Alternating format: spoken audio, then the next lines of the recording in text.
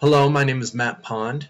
I am a communications major with an emphasis in visual communications. I am a new comm major. I switched from exercise physiology, and I think I made the right choice. Here you see my portfolio. You see a few of my newspaper articles from Scroll.